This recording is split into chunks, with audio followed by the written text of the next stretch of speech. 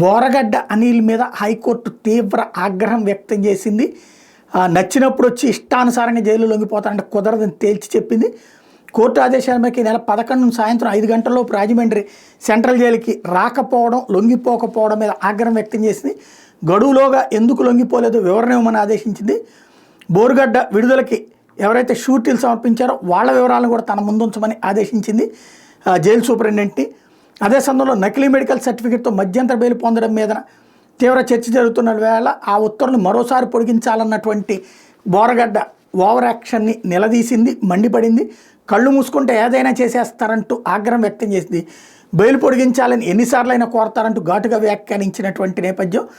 అదే సందర్భంలో ఇప్పుడు తనకు సంబంధించినటువంటి ఇష్యూ మొత్తం డీటెయిల్స్ని సీల్డ్ కవర్లో ఏదైతే వీళ్ళు నకిలీ సర్టిఫికెట్టు దాని మీద విచారణ వేదికని ఇవ్వమని చెప్పి ఆదేశించింది.